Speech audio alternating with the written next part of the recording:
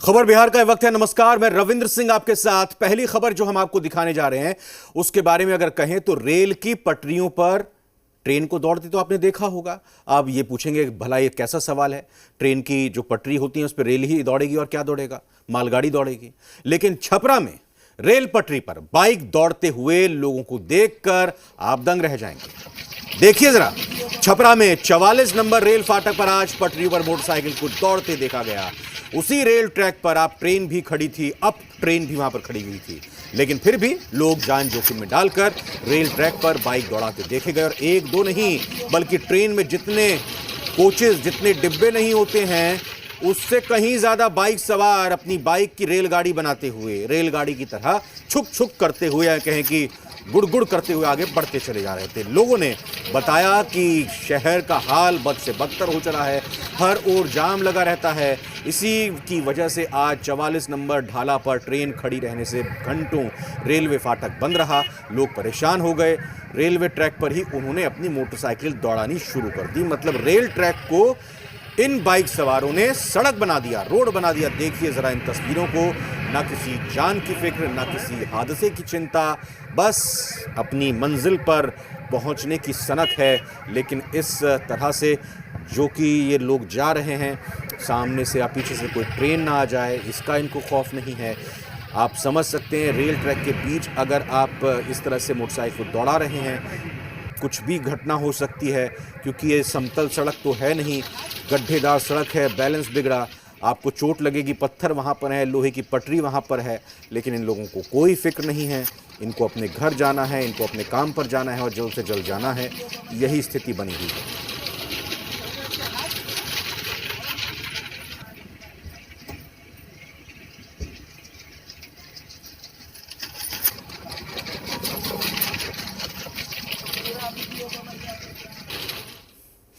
संपत्ति के लालच में रिश्तों का कत्ल, एक शख्स की हत्या और मानवता को शर्मसार करने वाला मामला मुजफ्फरपुर में देखने को मिला है।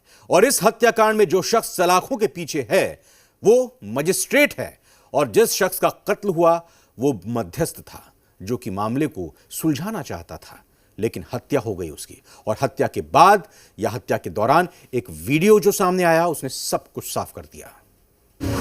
संपत्ति विवाद में रिश्तों का कत्ल, मकान पर बेटा दामाद से घमासान, मजिस्ट्रेट मध्यस्थ और मर्डर। मुजफ्फरपुर पुलिस की गिरफ्त में आया यह शख्स पेशे से मुंसिफ मजिस्ट्रेट है, लेकिन इसकी करतूतों ने आज इसे हवालात पहुंचा दिया है। और जिस गुनाह के आरोप में इस शख्स और उसकी पत्नी को पुलिस ने गिरफ्तार किया है उसकी तस्दीक ये वीडियो कर रहा है, क्योंकि इस वीडियो में जिस शख्स को एक पुरुष और महिला मिलकर मार रहे हैं, आरोप है कि नागेंद्र नाम के उस शख्स को बुरी तरह पीटते हुए दुकान के अंदर ले जाकर इस दंपति ने उसे स्क्रू ड्राइवर और नुकीले हथियार से वार कर बुरी तरह से घायल कर दिया और फिर इलाज के दौरान नागेंद्र की मौत हो गई। झगड़ा वगैरह हुआ इसमें उनके द्वारा है किसी व्यक्ति को पेचकस से जो है सो गंभीर रूप से जख्मी कर दिया, जो इलाज की तरफ मृत्यु हो गई है। जानकारी तो हमको यही मिला कि बेटा पुतोह दोनों मिलकर अचानक पेचकस से एक गर्दन पे एक पेट में भोंक दिए। अच्छा, यही घटना पता है। पूरा मामला संपत्ति विवाद का है और वारदात में जिस शख्स की हत्या हुई वो दो रिश्तेदारों के बीच मध्यस्थ की भूमिका में था। मिठनपुरा थाना क्षेत्र के रामबाग में शिवनंदन यादव का घर है। शिवनंदन यादव जज थे और अपने जीवन काल में ही अपनी बेटी अनामिका के नाम पर घर की रजिस्ट्री करा चुके थे।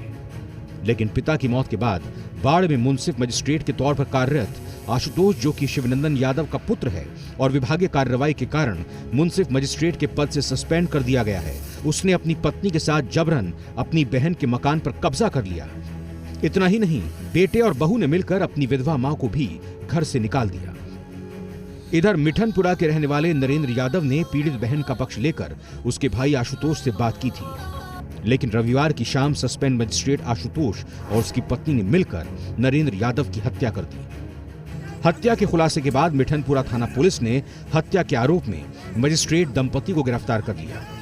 पूरा मामला हाई प्रोफाइल था इसलिए रविवार की देर रात से सुबह तक एसएसपी जयंतकांत, डीएसपी और मिठनपुरा थाने के एसएचओ के साथ मामले की गंभीरता से जांच करते रहे। साथ ही फॉरेंसिक टीम के साथ घटनास्थल पर पहुंचे एसएसपी ने अहम सुराग मिलने की बात की है। इस मामले में पुलिस ने जो प्राइम एक्यूज है, जिनको चश्मदीद गवाहों ने पहचाना है, उनको अरेस्ट कर लिया गया है और आगे जो है एफएसएल की टीम अपना वर्क कर रही है एविडेंस कलेक्शन के लिए और इसके बाद में हम लोग उनको जेल भेजेंगे। इस पूरे मामले में मौकाए वारदात पर मौजूद चश्मदीद द्वारा बनाया गया सस्पेंड मजिस्ट्रेट दंपति के जुल्म का वीडियो उसे उसके गुनाहों की सजा दिलाने में अहम सुराग साबित होगा और एक विवाद को सुलझाने की कोशिश में मारे गए मध्यस्थ नागेंद्र को न्याय मिलेगा। अरुण प्रकाश, जी मीडिया, मुजफ्फरपुर।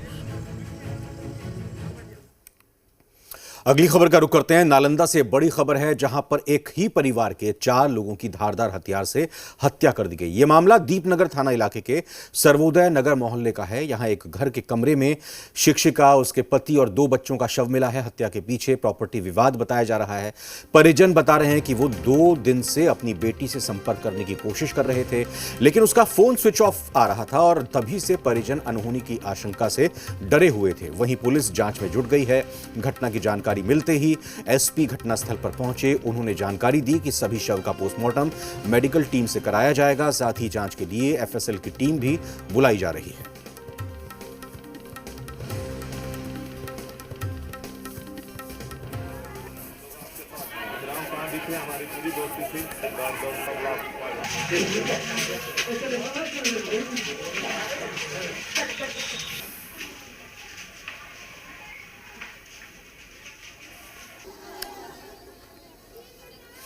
चुनाव का मौसम है और इस मौसम में अपराधी भी बेखौफ होकर वारदात को अंजाम दे रहे हैं। पटना में वार्ड पार्षद के भाई की गोली मारकर हत्या कर दी गई। दिन दहाड़े हुई इस वारदात से इलाके में हड़कंप मच गया।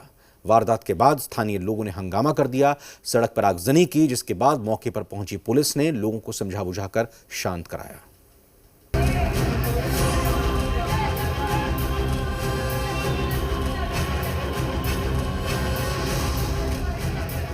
यह हंगामा हत्या के बाद का गुस्सा है। जी हां, पटना में अपराधी बेखौफ हैं और दिन दहाड़े हत्या की वारदात को अंजाम दे रहे हैं।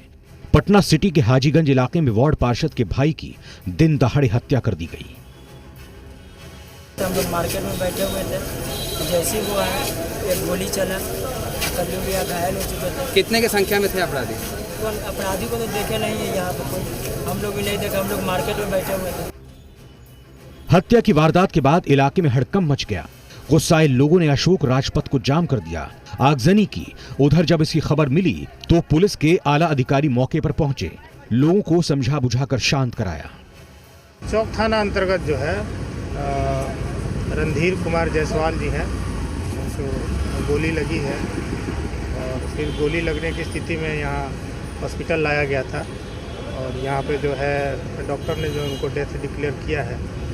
हम लोग जो तुरंत जो है घटना को जो है डिटेक्ट करेंगे, इसका खुलासा। क्या करते थे? ये दुकान है इनका, गड्डी का दुकान है।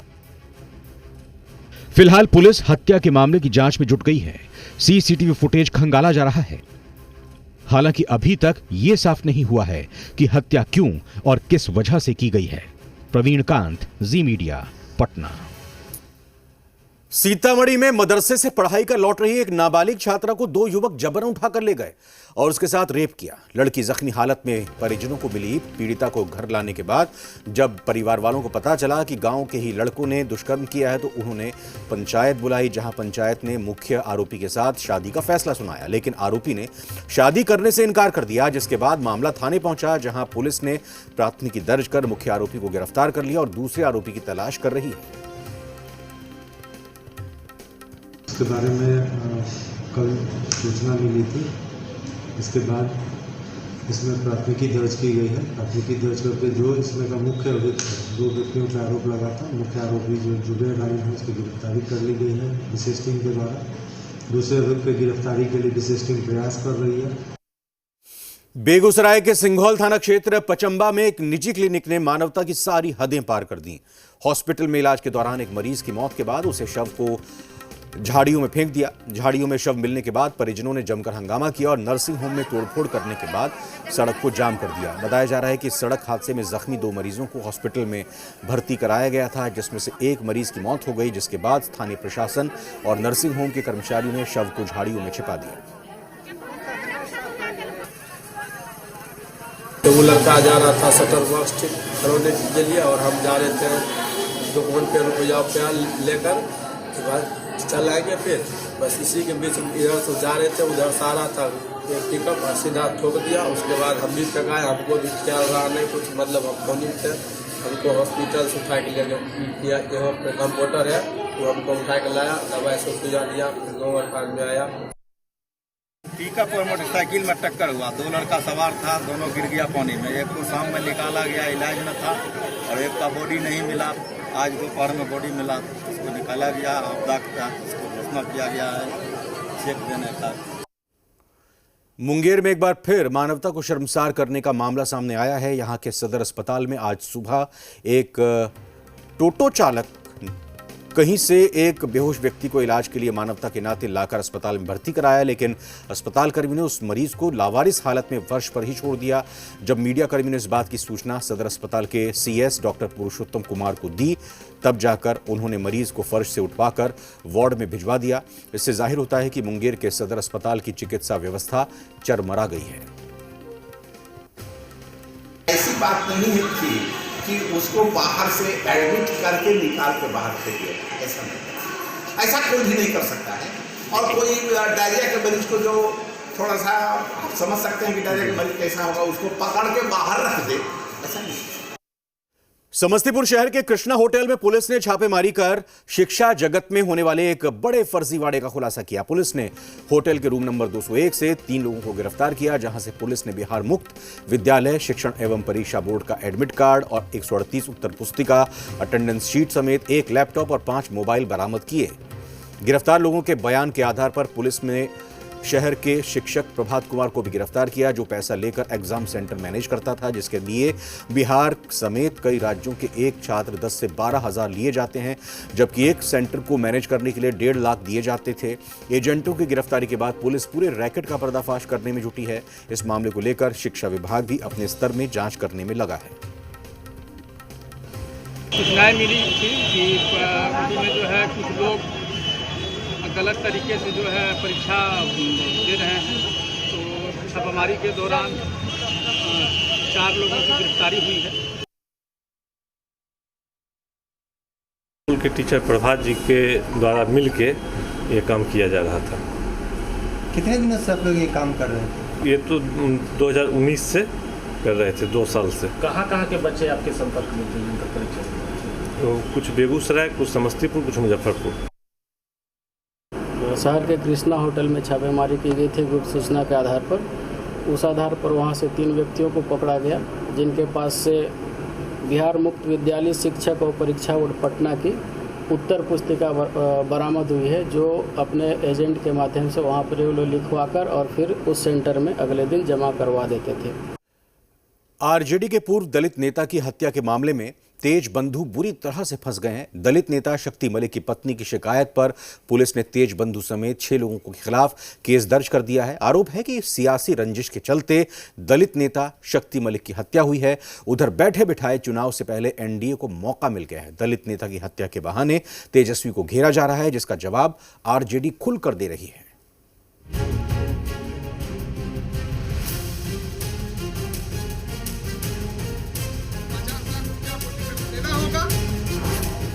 दलित नेता की हत्या पर फंसे तेजस्वी, तेज बंधु के खिलाफ पूर्णिया में केस दर्ज। चुनाव से पहले विरोधियों को मिला मौका। हम बोले कि सर देखिए ना, अनिल कुमार साधु जी जो है कि 50 लाख रुपया बोल रहे हैं कि टिकट में डोनेशन लगेगा। तो तेजस्वी यादव जी बोले कि हाँ लगेगा, 50 लाख रुपया को टिकट में देना होगा। दलित नेता शक्ति मलिक का यह बयान उनकी हत्या से पहले आया और अब पीड़ित परिवार इसी बयान के आधार पर आरजेडी नेता तेजस्वी यादव और तेज प्रताप यादव पर आरोप लगा रहा है कि सियासी रंजिश में हत्या की गई है। हमको कभी भी साजिश करके ये लोग मरवा सकता है। इसके बारे में तेजस्वी, तेज प्रताप है, अनिल साधु है, कालो पासवान है, मनोज पासवान है, सुनीता देवी है। क्यों ऐसा क्यों वो बोल रहा था? कभी पूछे थे आप? टिकट नहीं दिया इसीलिए, वो लोग के खिलाफ कर रहा था इसीलिए। स्पेस में जो वीडियोस हैं वो उपलब्ध हुए हैं और उन्हीं को आधार बनाते हुए परिजनों ने जो है, जैसा कि मैंने आप लोग को जो नाम बताया, उनके ऊपर प्राथमिकी दर्ज की है। जो वीडियोस आप लोग के पास भी उपलब्ध हैं, हम लोग को भी उपलब्ध कराए हैं। उन्हीं वीडियोस को और उसी अंदेशा को जताते हुए परिजनों ने जो है प्राथमिकी दर्ज की है। अनिल कुमार साधु जी, दलित नेता का ये वीडियो 10 दिन पुराना है। इस वीडियो के आने के बाद शक्ति मलिक को पार्टी से निकाल दिया गया, जिसके बाद रविवार को 3 नकाबपोश अपराधियों ने गोली मारकर शक्ति की हत्या कर दी। शक्ति मलिक की पत्नी की शिकायत पर तेजस्वी यादव, तेज प्रताप यादव, सुनीता देवी, कालो पासवान, अनिल साधु, मनोज पासवान पर षड्यंत्र रचकर हत्या कराने के आरोप में प्राथमिकी दर्ज की गई है। तेजस्वी और तेज प्रताप के खिलाफ धारा 302 SC/ST एक्ट 32B के तहत केस दर्ज किया गया है और इस केस दर्ज होने के बाद मौका विरोधियों को मिल गया है। चुनाव के समय राजद में टिकट बिक्री का एक उद्योग चलता है और भारी मात्रा में पैसे की उगाही होती है, लेकिन किसी ने ऐसा नहीं सोचा होगा कि इसकी वजह से किसी की हत्या हो जाएगी। जो राजनीतिक साजिश करके लोग कर रहे हैं, उसको कोई फायदा हमारे विरोधियों को नहीं मिलेगा। जनता सबका जवाब देगा। फिलहाल दलित नेता की हत्या के मामले की जांच पुलिस कर रही है। उधर चुनाव में भी इस मुद्दे को खूब उछाला जा रहा है। मौका जेडी और बीजेपी को मिला है और सफाई आरजेडी को देनी पड़ रही है। पूर्णिया से मनोज के साथ प्रीतम, जी मीडिया, पटना।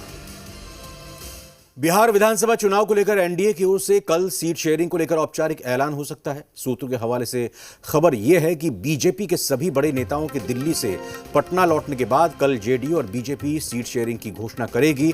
खबर यह भी है कि सीट शेयरिंग के साथ बीजेपी प्रत्याशियों के नामों की भी घोषणा करेगी। दिल्ली में आज जेपी नड्डा के आवास पर बीजेपी की अहम बैठक हुई, जिसमें गृह मंत्री अमित शाह, चुनाव प्रभारी देवेंद्र फडणवीस, भूपेंद्र यादव, बीएल संतोष समेत बिहार कमेटी के सभी सदस्य शामिल थे। बैठक में उम्मीदवारों के लेकर मंथन किया गया। जानकारी के मुताबिक बीजेपी ने अपने उम्मीदवारों की सूची लगभग तैयार कर ली है।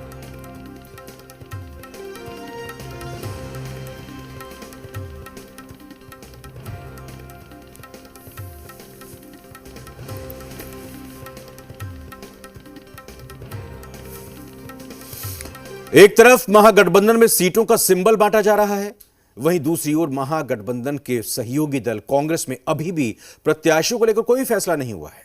हालांकि दिल्ली में चल रही केंद्रीय चुनाव कमेटी की बैठक खत्म हो गई है। इस बैठक में करीब 45 सीटों को लेकर चर्चा हुई, साथ ही 45 प्रत्याशियों के नाम को फाइनल कर लिया गया। संभव है कि मंगलवार देर रात तक पहले फेज के प्रत्याशियों के नाम का ऐलान कर दिया जाएगा। कांग्रेस की माने तो हर चरण को लेकर अलग अलग प्रत्याशियों की सूची जारी की जाएगी।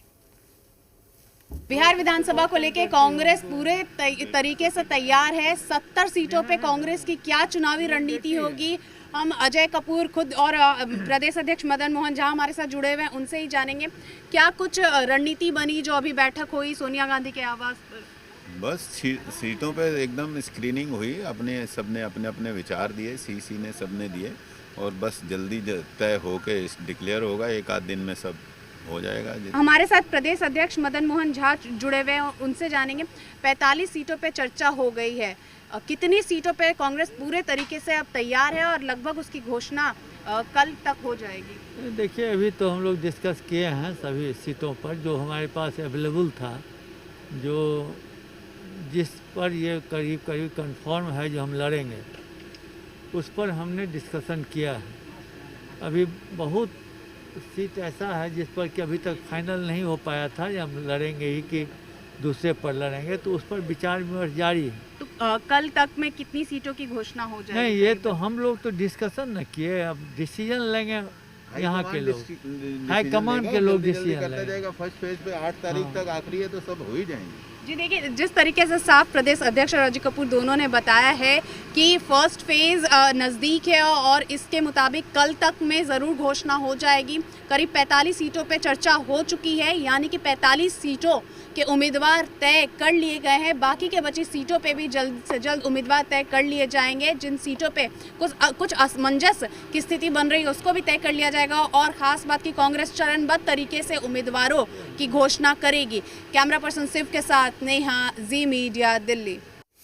जेडीयू में सीट बंटवारे के साथ ही अंतर्कलह शुरू हो गई है। शेखपुरा जिले के बरबीघा विधानसभा क्षेत्र में कांग्रेस के पूर्व विधायक सुदर्शन कुमार को बरबीघा क्षेत्र से जेडीयू का टिकट दिए जाने के ऐलान के बाद जेडीयू नेताओं में रोष है। बरबीघा विधानसभा प्रभारी राकेश रंजन को जेडीयू का टिकट नहीं मिलने से नाराज हो गए हैं। राकेश रंजन ने अपने समर्थकों के साथ जेडीयू से इस्तीफा दे दिया है और टिकट नहीं देने से आहत और निर्दलीय चुनाव लड़ने का फैसला लिया है। आप निश्चित तौर पर निर्दलीय उम्मीदवार के रूप में चुनाव लड़िए। बरबीघा की तमाम जनता आपके साथ है। तो मैंने आज मन बना लिया है। हमारे सभी साथियों ने हमारे साथ कई पंचायत के पंचायत अध्यक्ष हैं, संगठन के महत्वपूर्ण साथी हैं। आरजेडी के अंदर कई विधायकों का कार्यकर्ता विरोध कर रहे हैं और इसी कड़ी में एक नाम है हिलसा विधायक शक्ति यादव का। हिलसा के आरजेडी कार्यकर्ताओं ने शक्ति यादव के विरोध में हंगामा किया। राबड़ी आवास के बाहर शक्ति यादव के खिलाफ नारेबाजी हुई। कार्यकर्ता हिलसा से रामजी यादव को टिकट देने की मांग कर रहे हैं। उन्हीं के समर्थन में राबड़ी देवी आवास पहुंचे आरजेडी कार्यकर्ताओं ने शक्ति हटाओ हिलसा बचाओ का नारा दिया।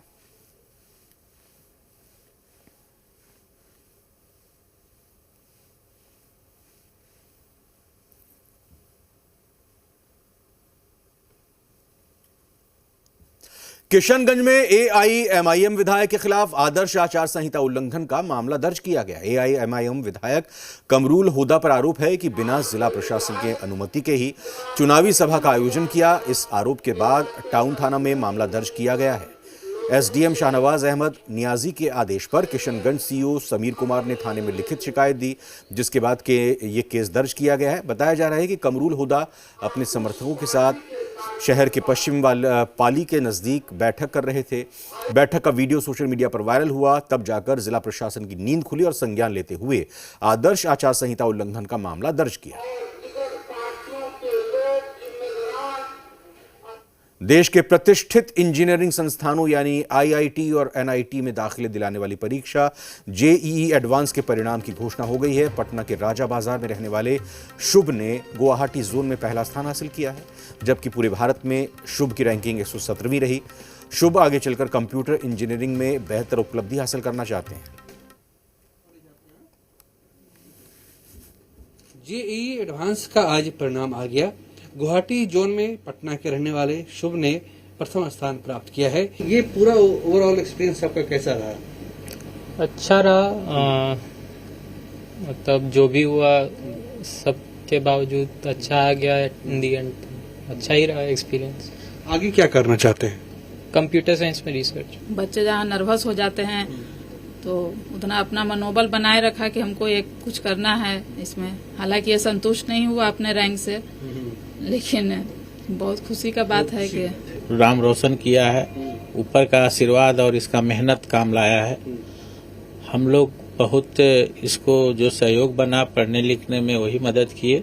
बहुत ये अपने कर्मों से यहाँ पहुँचे। कैमरा पर्सन अशोक के साथ प्रीतम कुमार, जी मीडिया, पटना। और इसी खबर के साथ खबर बिहार में फिलहाल इतनी। आप बने रहिए जी बिहार झारखंड के साथ। नमस्कार।